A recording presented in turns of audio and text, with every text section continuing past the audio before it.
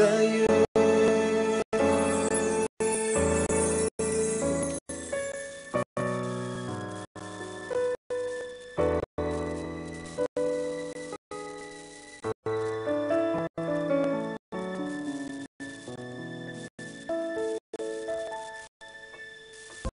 Pour la paix, le développement de la patrie, le travail bien fait et la bonne communication, l'activité au cœur de votre vie.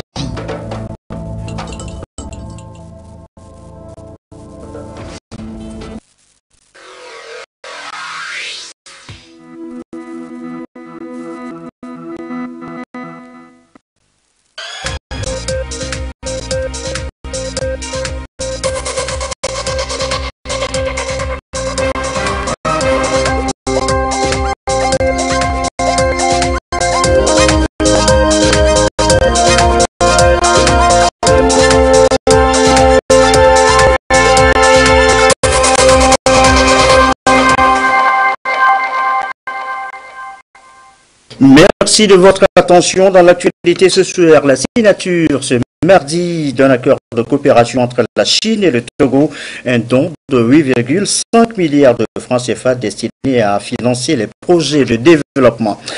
Le Togo valide avec satisfaction le bilan comme un pays et le rapport d'évaluation des opérations des Nations Unies, un rapport qui balise la voie à un autre projet pour 2019-2023. Et puis la réponse de Jacob Zuma attendue pour demain.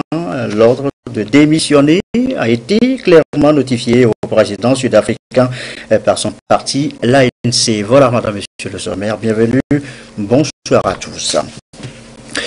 Image d'abord de l'entrevue ce mardi entre le chef de l'État et une délégation bissau-guinéenne. Elle était conduite par le premier vice-président de l'Assemblée nationale guinéenne, Alberto Nambeia, accompagné du ministre guinéen des Affaires étrangères.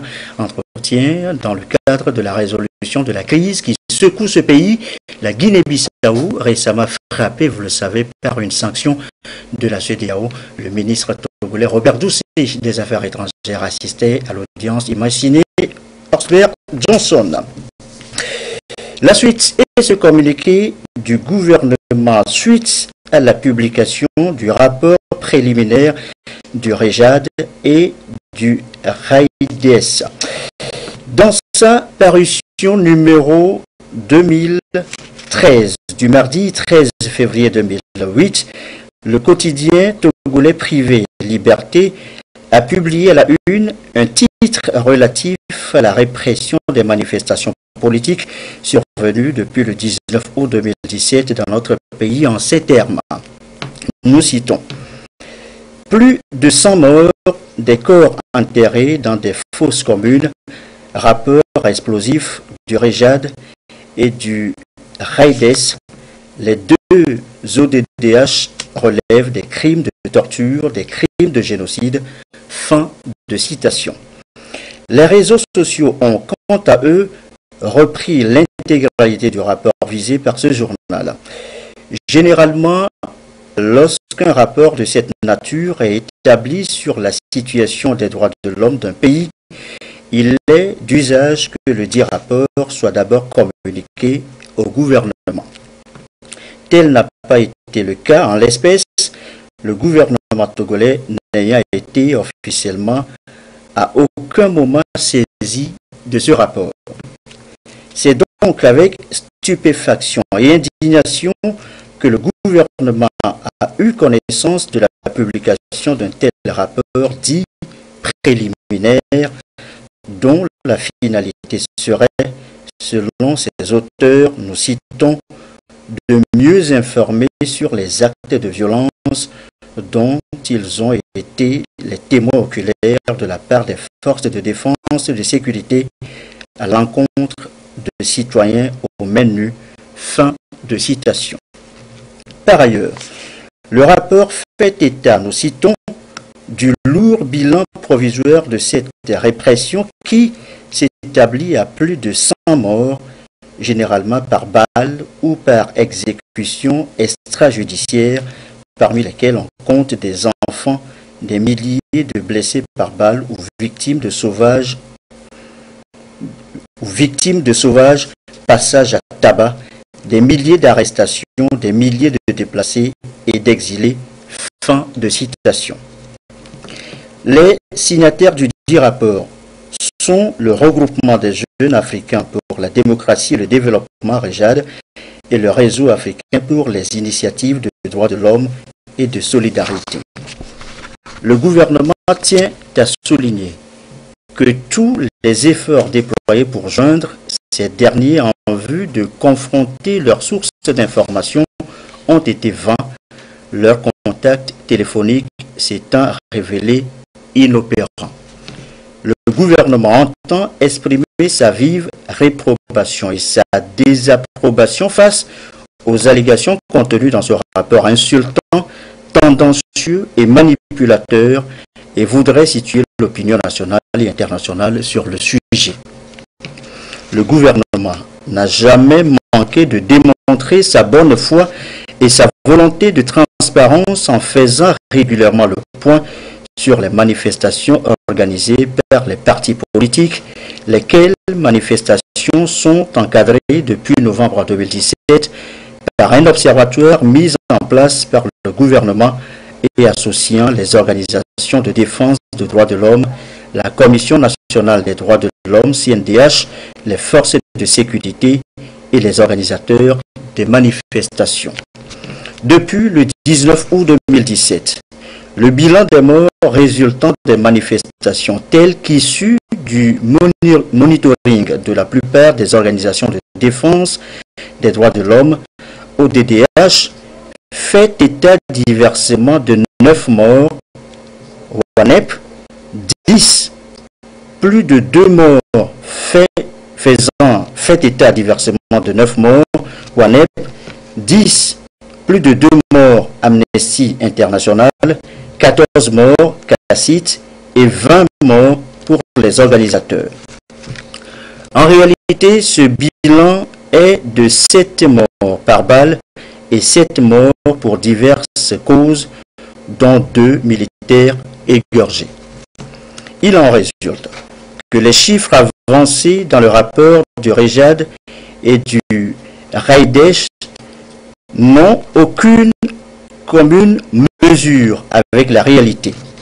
De plus, toutes les supputations relatives aux milliers d'arrestations, aux milliers de blessés par balle, de l'existence de fausses communes, d'exécutions extrajudiciaires, d'enlèvements et disparitions contenues dans le rapport sont dénuées de tout fondement et ne reposent sur aucune preuve palpable.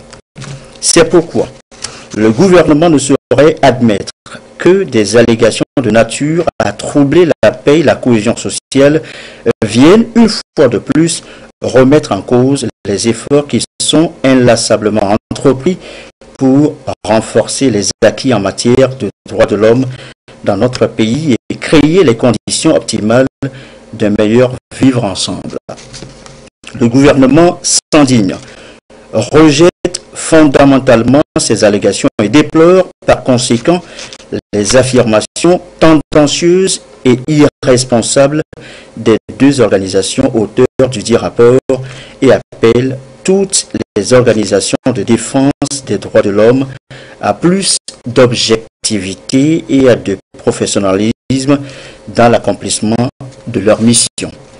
Le gouvernement se réserve le droit de donner au moment opportun une suite judiciaire au contenu de ce rapport fait à Lomé le 13 février 2018, le gouvernement.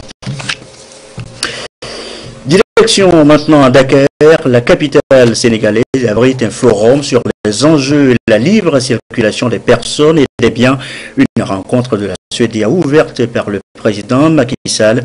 Le thème aborde aussi la migration et sur ce point précis, il est question d'examiner une migration qui profite à tous à Dakar et Soram.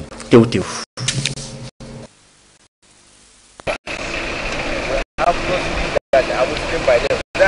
Le forum de Dakar, présidé par le chef de l'État sénégalais Macky Sall et initiée par le Parlement de la CEDEAO offre l'occasion de dénoncer la persistance des tracasseries routières qui entravent la libre circulation et de réfléchir aux stratégies de lever ces goulots d'étranglement.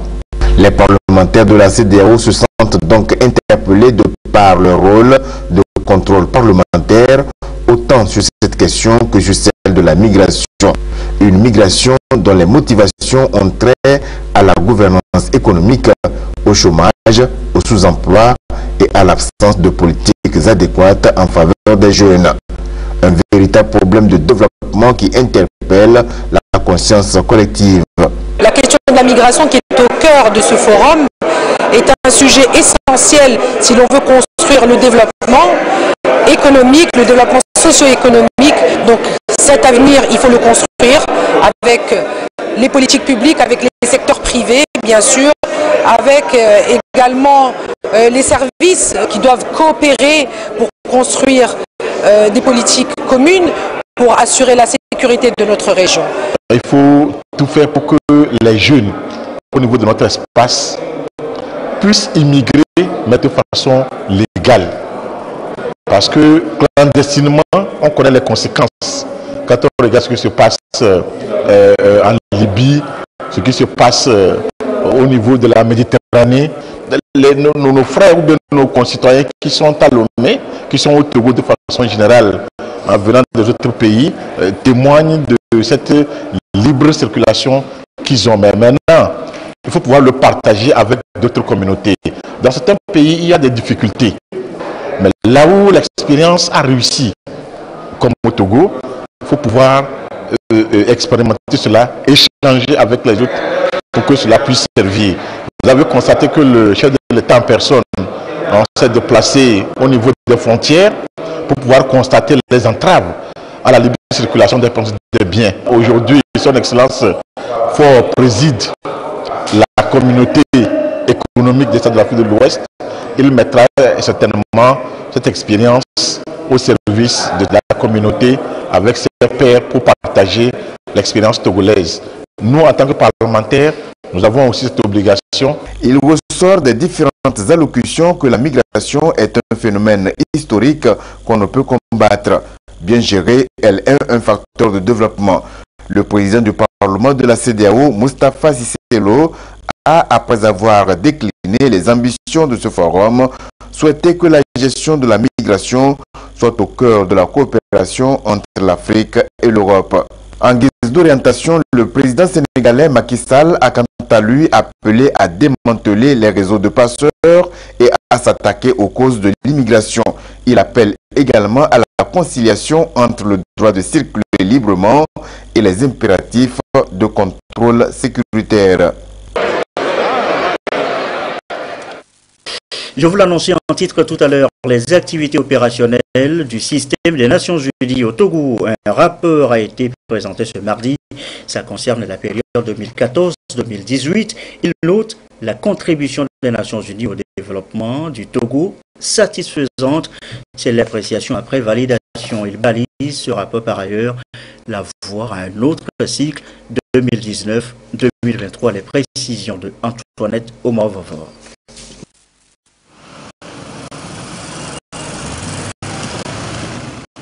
Les domaines clés d'intervention du système des Nations Unies au Togo ont évolué et ont pris de l'ampleur face à l'importance des défis qui s'imposent dans le processus de développement du pays. Ainsi, l'intervention conjointe de l'ensemble des agences ces 4 dernières années a contribué au développement du Togo sur 3 aspects, notamment l'amélioration de la sécurité alimentaire en lien avec les changements climatiques, les domaines sociaux et les questions relatives à la bonne gouvernance, avec à la clé les réformes de l'administration publique. Et dans ces domaines, le Togo a fait d'énormes progrès. Durant ces dernières années, ces 4 années, les efforts conjoints ont quand même permis au pays d'avancer sur un certain nombre de points. La réduction de la mortalité infantile, la question de la création d'emplois dans le secteur agricole respectueuse de l'environnement, la mise en place du HCROUM et surtout dans ces activités des comité de paix. Donc on a remarqué quand même que ce sont des contributions observables et mesurables au progrès du pays. Cette évaluation a mobilisé grâce à son caractère participatif toutes les parties prenantes et ce à chacune des étapes d'intervention. Une évaluation qui a obtenu l'approbation et la satisfaction du gouvernement. Avec la validation de ces rapports, ça voudrait dire que autant les agences onusiennes que le gouvernement togolais, ils se font siens les résultats, les recommandations de ces rapports-là et vont entamer un processus de mise en œuvre de ces recommandations et de ces rapports. Il s'agira après de faire des analyses, prendre en compte les questions du genre et les besoins prioritaires dans l'élaboration du plan cadre des Nations Unies pour l'aide au développement durant le prochain cycle 2019-2023. Ceci pour aider le Togo dans l'atteinte de ses objectifs de développement. La coopération encore avec ce nouvel accord économique entre le gouvernement togolais et la République populaire de Chine, c'est un don de 8,5 milliards de francs CFA. Il sera destiné à financer des projets de développement au Togo. Les termes de l'accord, Eliaba Carmen Majiakapo. La Chine réaffirme son engagement à apporter sa contribution au développement socio-économique du Togo. 100 millions de yuans renminbi, soit environ 8,5 milliards de francs CFA, viennent d'être mis à la disposition du Togo sous forme de dons. Cette enveloppe financière servira à financer les projets de développement dans la lutte que mène le gouvernement contre la pauvreté. Ce don de financement fait suite à la visite du ministre chinois des Affaires étrangères au mois de juin de l'année dernière. Ce don sera destiné au projet de coopération de développement convenu entre le gouvernement togolais et le gouvernement chinois dans le bien-être du peuple togolais et aussi dans son développement. Nous avons déjà vu une série de projets réalisés ou bien qui sont en train d'être mis en œuvre dans la coopération sino-togolaise. La Chine et le Togo ont mis leur coopération sur orbite il y a plus d'un demi-siècle. Aujourd'hui, l'on peut dire que les relations sino-togolaises traduisent la qualité des liens d'amitié et de coopération entre les deux pays. L'illustration, c'est bien la réalisation de plusieurs projets et programmes dans divers secteurs de l'économie nationale. C'est le lieu pour moi de rendre un vibrant hommage à la République populaire de Chine et à ses plus hauts dirigeants pour l'appui sans cesse croissant qu'ils apportent à l'effort de développement de notre pays. Après environ un demi-siècle de relations diplomatiques fructueuses, la Chine a contribué au développement de la nation togolaise avec diverses réalisations dans des domaines variés. J'ai l'intime conviction que cette coopération continuera de se renforcer et permettra d'accroître le portefeuille de projets d'intervention de la Chine en faveur du Togo. Les peuples chinois et togolais se comprennent et se soutiennent mutuellement sur le plan socio-économique et sur la scène internationale. C'est ce qui justifie l'accord sur l'exemption réciproque de visa pour les titulaires de passeports diplomatiques ou de services en vigueur depuis mai 2015. L'autre accord à signaler, il a été signé lui aussi ce mardi. C'est un accord de siège qui autorise l'Organisation africaine pour le développement des centres pour personnes handicapées à s'installer chez nous, au Togo. C'est aussi un partenariat qui engage les deux parties à des responsabilités. Les détails, Sonia Medipo.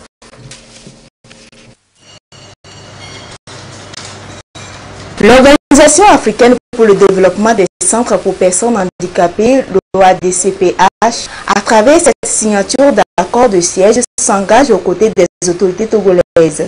Les deux parties vont ainsi œuvrer pour promouvoir le droit à l'accès aux soins de réadaptation de qualité et à moindre coût pour un plus grand nombre de personnes handicapées au Togo. L'OADCPH s'engage à mener à terme des projets et programmes qui s'inscrivent dans la politique nationale de développement telle que définie par le gouvernement. L'OADCPH continuera à recruter et former des Togolais pour la réalisation des projets, objet du présent accord. Il s'attachera à assurer la pérennité de son action par la responsabilisation progressive d'une ou plusieurs ONG nationales.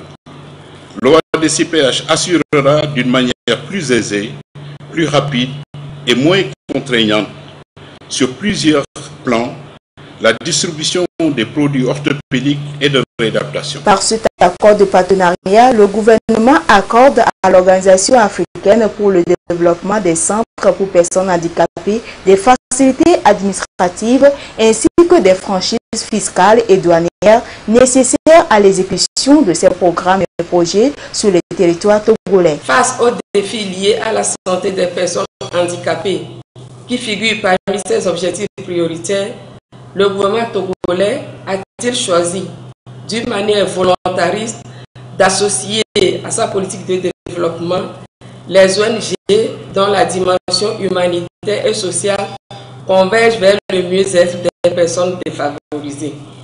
La cérémonie de ce jour, qui consacre officiellement l'installation au Togo du siège de l'ONG, Organisation africaine pour le développement des centres pour personnes handicapées, se situe dans ce cadre et confirme la nouvelle dynamique que le gouvernement entend imprimer à son partenariat privilégié avec les ONG. L'OADCPH est une organisation non gouvernementale créée en 2011, reconnue d'utilité publique, regroupant 80 structures dans 30 pays d'Afrique francophone, anglophone et lusophone. Qui nous amène à évoquer la santé avec le plan stratégique 2011-2016 de lutte contre le paludisme. Vous le savez, c'est un plan bouclé il y a 2 ans. L'exercice aujourd'hui pour les acteurs, eh bien, c'est de mesurer les performances dans la perspective d'un nouveau plan 2017-2022. Écoutez ça là. C'est depuis 2001 que le Togo a lancé une offensive contre le paludisme. 3 plans stratégiques ont été élaborés depuis lors pour permettre au programme national de lutte contre le paludisme d'atteindre ses objectifs. Aujourd'hui, les actions menées sur le terrain sont de plus en plus concluantes. La mortalité hospitalière, par exemple, est ramenée de 16 à 15%, ce qui est très important comme indicateur à mentionner. Et ils ont fait beaucoup de choses. Il n'y a pas très longtemps, ils ont distribué les moustiquaires à toute la population togolaise. Et les traitements intermittents dans les zones où on rencontre souvent des pics, des cas de paludisme dans le nord, dans la région des savanes et dans la région de la Kara.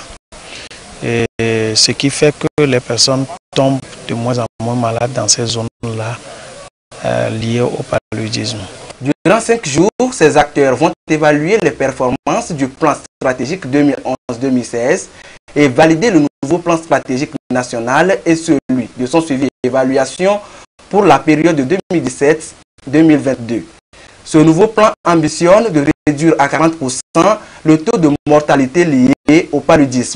Avant de réduire cette mortalité, il y a beaucoup de facteurs qui doivent concourir pour arriver à atteindre cet objectif que nous nous sommes assignés. Nous voulons vraiment aller à l'élimination du paludisme.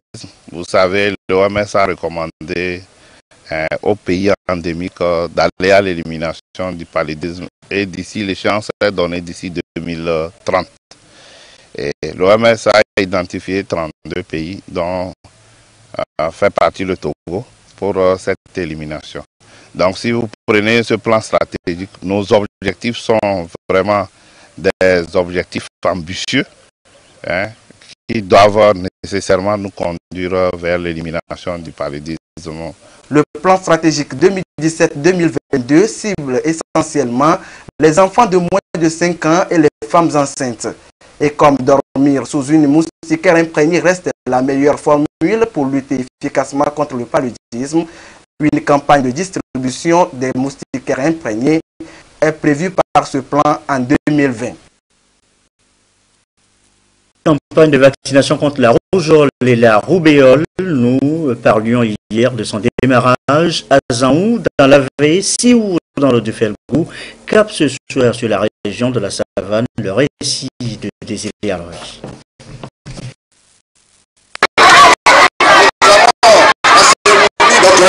En optant à contribuer à l'élimination des maladies, le gouvernement togolais s'attelle à assurer aux populations et surtout aux enfants une bonne croissance. Le risque des malformations, les fausses couches, des préoccupations. La campagne intégrée de vaccination contre la rougeole, la rubéole, couplée d'une supplémentation en vitamine A et de déparasitage à l'albendazole est lancée. Un paquet d'interventions pour protéger les enfants. Je demande aux autres femmes de venir faire aussi comme moi. J'ai amené ma fille et l'enfant de ma voisine qui ne se sent pas bien. Ils ont pris l'albendazole et un vaccin aussi. Je suis très fière de ça. Je n'ai jamais su que ça devait arriver aujourd'hui. À Tandjouaga, c'est le même engouement, un geste simple qui sauve. On m'a vacciné contre la rougeole et la rubéole. Je remercie le gouvernement pour l'effort qu'il a fourni. Je serai en bonne santé et ça va me permettre à fréquenter bien. Et je serai quelqu'un demain. Vu l'importance de cette campagne par rapport à la mortalité et la morbidité des affections telles que la rougeole et la rubéole, tous les partenaires se sont mobilisés autour du gouvernement. Pour la rougeole et la rubéole, c'est les enfants de 9 mois à 14 ans qui sont concernés. Pour la vitamine A, c'est les enfants à partir de 6 mois jusqu'à 59 mois, disons 5 ans. Et pour l'albendazole, qui est un déparasitant, c'est à partir d'un an, c'est-à-dire 12 mois jusqu'à 5 ans qui sont concernés. Donc c'est important parce que les tranches d'âge ont été choisis en tenant compte de la fréquence de ces maladies dans ces tranches d'âge. Notre objectif est d'atteindre au moins 95% de toutes ces cibles. Une intervention de routine du gouvernement togolais comme une dynamique opérée dans le système sanitaire avec le soutien des partenaires dans l'objectif de contribuer à réduire voire éliminer les maladies. À l'endroit de la population, nous disons qu'il faut mobiliser toute cette cible dont nous parlons. Ce geste-là, il est simple. Il suffit juste de prendre les enfants concernés et de les amener dans les formations sanitaires ou dans les écoles. Les lieux de vaccination seront communiqués au niveau des radios locales et au niveau des gongonneurs par l'intermédiaire des chefs de quartier et des chefs de village. Mobilisons la population pour pouvoir assurer la santé de nos enfants. Formation sanitaire, école, lieux de culte et autres places publiques sont des points fixes pour la vaccination gratuite du 12 au 18 février 2018 sur toute l'étendue du territoire national. On en vient à la dégradation de la biodiversité et conséquences pour notre alimentation, pour l'agriculture. ITRA, l'Institut togolais de recherche agronomique, a mené des études et c'est pour trouver justement des solutions au phénomène. La recherche ont accouché d'un document censé réorienter nos comportements. Il a été présenté ce matin. Les grandes lignes, Serge Tastom, Lucassi. La biodiversité regorge d'une variété de formes de vie végétale et animale sur la terre, nécessaire pour la survie des populations et pour le développement socio-économique. Elle joue un rôle prépondérant dans les systèmes de production agricole, pastorale, forestière et aquatique. La biodiversité est donc gérée et influencée par le monde paysan dans sa diversité biologique et végétale, entraînant ainsi sa dégradation. Et pour pallier et contenir cette dégradation, l'Institut togolais de recherche agronomique ITRA, avec l'appui de la FAO, a élaboré le premier rapport national sur l'état de la biodiversité pour l'alimentation et l'agriculture. Ce rapport élaboré au Togo nous a fourni des informations sur l'état et la tendance qui est dans la conservation de la biodiversité pour l'alimentation et l'agriculture. Le même rapport nous a fourni des informations sur l'utilisation de cette biodiversité. Et plus encore, il met l'accent sur la biodiversité associée et aussi il met l'accent sur les services écosystémiques et les aliments sauvages. Dans la valorisation des cultures, nous allons mettre l'accent surtout sur la biodiversité associée qui inclut les espèces importantes pour les services écosystémiques, notamment la pollinisation, la lutte contre les ravageurs. Ce document permettra de mettre en place une plateforme nationale pour la conservation et l'utilisation durable de la biodiversité togolaise pour l'alimentation et l'agriculture, puis à la FAO de faire l'état des lieux de la biodiversité mondiale. Il ressort de ce rapport que la conservation et la gestion de la biodiversité associée et des espèces sauvages pour l'alimentation et l'agriculture en particulier doivent être une priorité nationale. Également dans l'actualité, la HAC, la Haute Autorité de l'Audiovisuel et de la Communication, en séance d'imprégnation de puces ce matin à Kpalimé, revue des tests, liberté d'expression, préparation des prochaines échéances électorales sont entre autres les sujets à travailler. Ramdan Bassina. Les prérogatives qui incombent à la Haute Autorité de l'Audiovisuel et de la Communication lui imposent aussi de jeter un regard rétrospectif sur ses missions. Au-delà de son droit de regard sur le paysage médiatique togolais, la HAC s'assure de son bon fonctionnement. Ces assises de Kpalimé ont pour but, entre autres, de permettre à chaque membre de faire le point de l'évaluation des actions qu'il conduit, l'état des lieux de la révision des textes pour un nouveau paysage médiatique.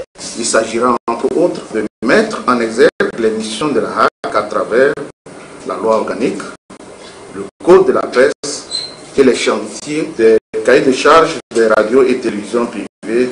Par ailleurs, la HAC sera très sollicitée pour la gestion des consultations électorales qui vont jalonner l'année en cours. Bien évidemment, un point sera fait sur les activités préparatoires déjà en cours dans ce sens. D'autres sujets d'une importance capitale sont aussi au menu de nos assises, notamment l'état des lieux de la révision des textes pour un nouveau paysage médiatique, à savoir la loi organique et le code de la presse. Je ne saurais terminer sans renouveler mes remerciements au président de la République, son Excellence For Essouzou Simbe, pour la confiance qu'il a placée en moi en me désignant pour être membre de la HAC. Le président de la HAC, Bitaloulani Telou, a rendu hommage à son prédécesseur, Feu Pitang Tchala, pour ses axes déjà enclenchés. Ensemble avec le collège des membres, ils vont aussi plancher sur l'élaboration d'un plan stratégique 2018-2021 de la HAC pour une meilleure définition des grands défis de leur mandat. Ce 13 février est célébré dans le monde la journée internationale de la radio. Ce canal de communication qui permet d'atteindre les communautés les plus reculées n'a rien perdu de ses lettres de noblesse, mais plutôt continue de rayonner en se basant ou en s'adossant aux nouvelles outils d'information à l'instar de l'Internet. La radio des médias en général qui se délègue, vous le savez, de la situation en Afrique du Sud. Le Congrès national africain, ANC, parti au pouvoir, a ordonné au président Jacob Zuma de démissionner et attend sa réponse pour demain, mercredi. C'est avec l'espoir qu'elle mette enfin un terme à la crise politique qui paralyse le pays, mise en cause dans de nombreuses affaires de corruption. Eh bien, le départ de Jacob Zuma est la préoccupation ultime de Cyril Ramaphosa depuis son arrivée à la tête de l'ANC, et du moment où le peuple attend sa position, Jacob Zuma est toujours resté muet, aucune communication officielle et pour l'instant. Retour chez nous au Togo et retour sur ce communiqué du gouvernement suite à la publication du rapport préliminaire du REJAD et du RADESH. Dans sa parution numéro 2613 du mardi 13 février 2018, le quotidien togolais Privé Liberté a publié à la une un titre relatif à la répression des manifestations politiques survenues depuis le 19 août 2017 dans notre pays. En ces termes, nous citons: plus de 100 morts, des corps enterrés dans des fosses communes, rapport explosif du REJAD et du RADESH. Les deux ODDH relèvent des crimes de torture, des crimes de génocide. Fin de citation. Les réseaux sociaux ont, quant à eux, repris l'intégralité du rapport visé par ce journal. Généralement, lorsqu'un rapport de cette nature est établi sur la situation des droits de l'homme d'un pays, il est d'usage que le dit rapport soit d'abord communiqué au gouvernement. Tel n'a pas été le cas en l'espèce. Le gouvernement togolais n'ayant été officiellement à aucun moment saisi de ce rapport. C'est donc avec stupéfaction et indignation que le gouvernement a eu connaissance de la publication d'un tel rapport dit préliminaire, dont la finalité serait, selon ses auteurs, nous citons, de mieux informer sur les actes de violence dont ils ont été les témoins oculaires de la part des forces de défense et de sécurité à l'encontre de citoyens aux mains nues. Fin de citation. Par ailleurs, le rapport fait état, nous citons, du lourd bilan provisoire de cette répression qui s'établit à plus de 100 morts, généralement par balle ou par exécution extrajudiciaire, parmi lesquels on compte des enfants, des milliers de blessés par balle ou victimes de sauvages passages à tabac, des milliers d'arrestations, des milliers de déplacés et d'exilés. Fin de citation. Les signataires du dit rapport sont le regroupement des jeunes africains pour la démocratie et le développement REJAD et le réseau africain pour les initiatives de droits de l'homme et de solidarité RED-HS.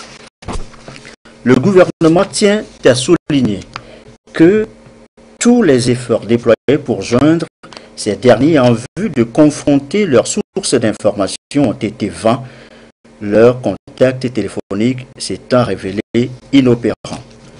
Le gouvernement entend exprimer sa vive réprobation et sa déprobation face aux allégations contenues dans ce rapport insultant, tendancieux et manipulateur, et voudrait situer l'opinion nationale et internationale sur le sujet. Le gouvernement n'a jamais manqué de démontrer sa bonne foi et sa volonté de transparence en faisant régulièrement le point sur les manifestations organisées par les partis politiques, lesquelles manifestations sont encadrées depuis novembre 2017 par un observatoire mis en place par le gouvernement et associant les organisations de défense des droits de l'homme, la Commission nationale des droits de l'homme, CNDH, les forces de sécurité et les organisateurs des manifestations.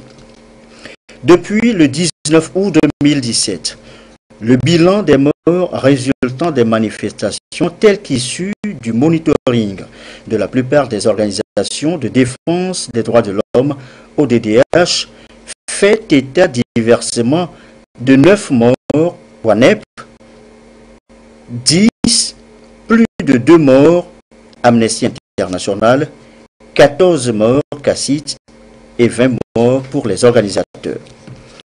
En réalité, ce bilan est de 7 morts par balle et 7 morts pour diverses causes, dont 2 militaires égorgés. Il en résulte que les chiffres avancés dans le rapport du REJAD et du REDH n'ont aucune commune mesure avec la réalité.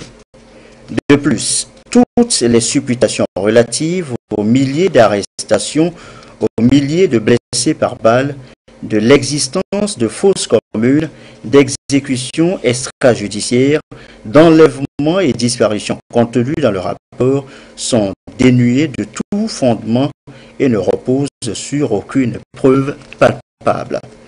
C'est pourquoi le gouvernement ne saurait admettre que des allégations de nature à troubler la paix et la cohésion sociale viennent une fois de plus remettre en cause les efforts qui sont inlassablement entrepris pour renforcer les acquis en matière de droits de l'homme dans notre pays et créer les conditions optimales d'un meilleur vivre ensemble.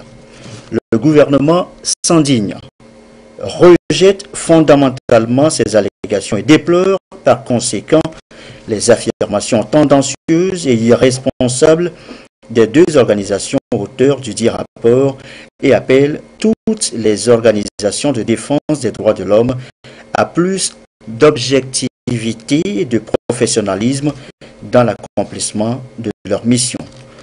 Le gouvernement se réserve le droit de donner au moment opportun une suite judiciaire au contenu de ce rapport fait à Lomé le 13 février 2018, le gouvernement.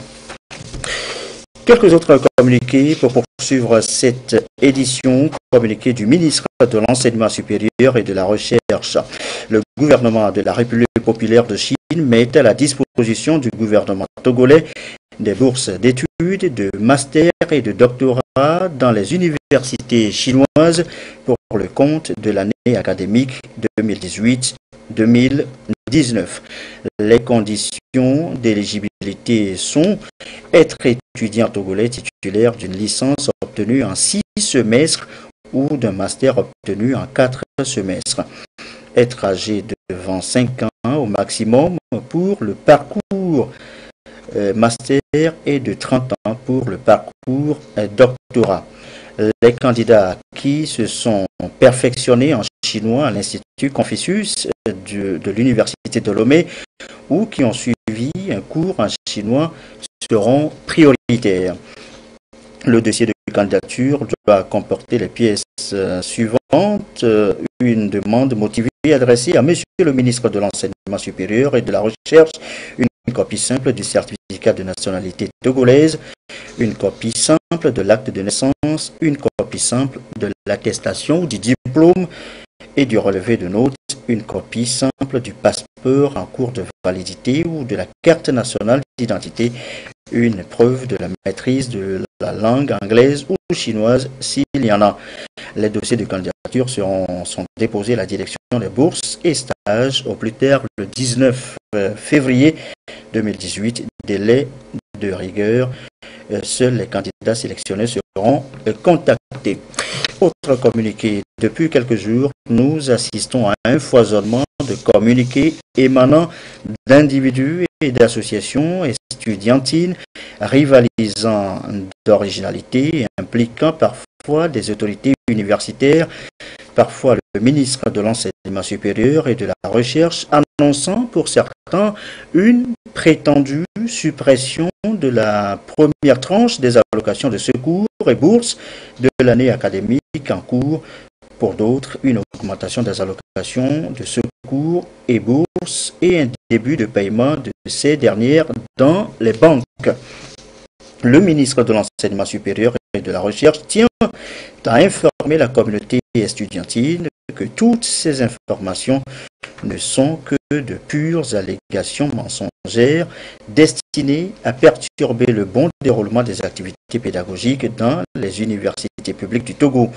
Il rappelle aux auteurs de ces allégations qu'ils se rendent coupables de propagation de fausses nouvelles, de faux et usage de faux, voire d'usurpation d'identité, les invite à cesser de se prêter à ce jeu, faute de quoi ils s'exposeront à la rigueur de la loi. Le ministère de l'Enseignement supérieur et de la Recherche, une fois encore, informe la communauté estudiantine que toute information relative aux bourses et allocations de secours ne peut provenir que de ses services compétents, en l'occurrence la direction des bourses et des stages. Le mouvement touche pas à mon président, prenant acte de la volonté manifeste de la classe politique togolaise à se mettre autour d'une table afin de s'accorder sur l'issue de la crise que connaît notre pays depuis août 2017, tient à féliciter les protagonistes pour cette sage et responsable option de résolution de différends qu'est le dialogue après plusieurs mois de tergiversation. Le mouvement Touche pas mon président souhaite que le dialogue qui débute le 15 février 2018 se déroule dans un esprit de patriotisme et aboutisse à un accord dans un bref délai afin de permettre à notre pays de faire face aux multiples défis de développement qui urgent, et ce pour le bien-être du peuple togolais, au nom duquel et pour lequel les uns et les autres se prévalent dans leurs actes politiques pour le contrôle du pouvoir d'État.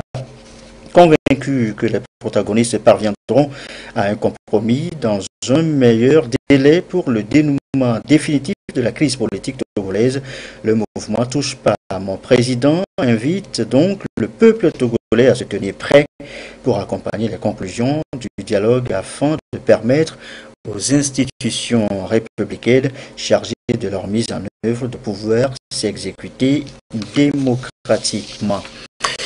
Enfin, les échos des Jeux olympiques de Pyeongchang. L'essentiel, c'est de participer. La Togolaise Mathilde Amivi, Petit Jean, a si bien honoré cette devise de Pierre de Coubertin. Elle est arrivée 59e dans le classement après sa course aujourd'hui en ski de fond.